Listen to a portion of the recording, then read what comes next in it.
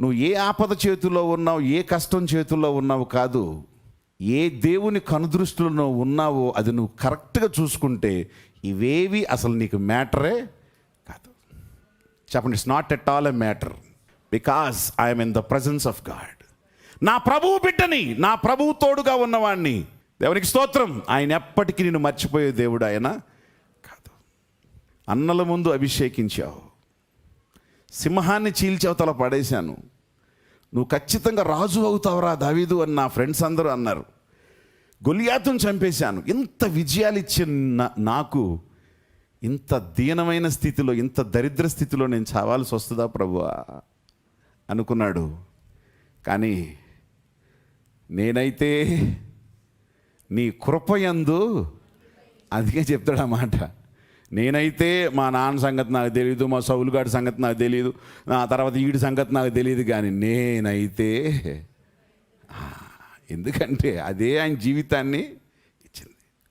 Lord, I just trust in, I don't know what I have to do now. నా ముందున్నది just few more minutes, that's all, but I submit myself to you. యెహోవా ఎవరంట? కృప గలవాడు, డబ్బులున్నోడు కాదు. ఏం గలవాడు?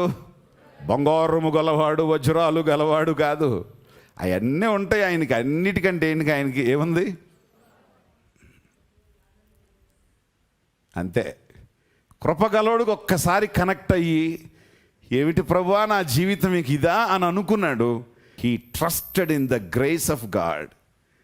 Immediately he got an idea. ఒక ఐడియా తనకు వచ్చింది. ఏంటి ఐడియా? ఇప్పుడు నీ బలాన్ని ప్రదర్శించాల్సిన టైం ఇది కాదు.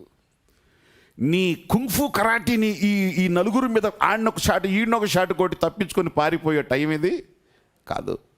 లేకపోతే ఏలియాలాగా అగ్నిదింపు అనే వీరత్వం ఇప్పుడు చూపించేది కాదు. ఇప్పుడు నువ్వు చేయాల్సింది ఏంటంటే యాక్షన్. దావీదుకి ఇప్పుడు దేవుడు ఏమిచ్చాడంట?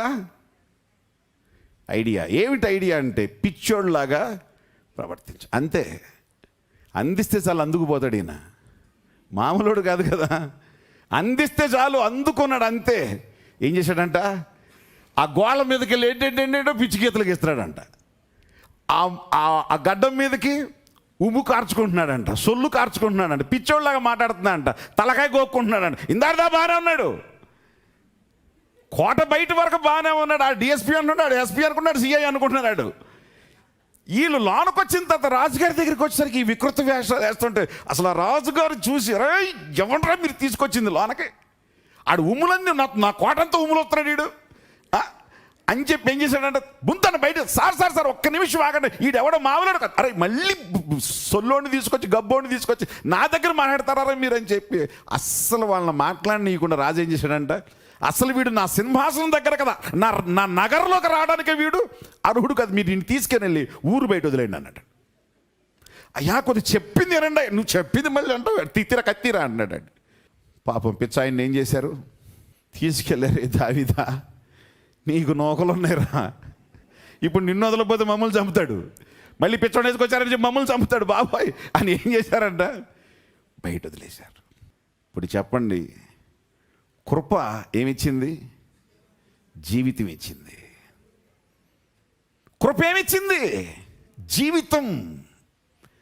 నరకబడాల్సిన వాడు, మొక్కలు చేయబడాల్సిన వాడు, చంపబడవలసిన వాడు స్వేచ్ఛగా విడిచిపెట్టబడ్డాడు. He became a great king. ఒక గొప్ప మహారాజు అయ్యాడు. ఏదిచ్చి? కృప ఏమిచ్చింది? జీవం. Praise the Lord. నీ కృప జీవము కంటే ఉత్తమం.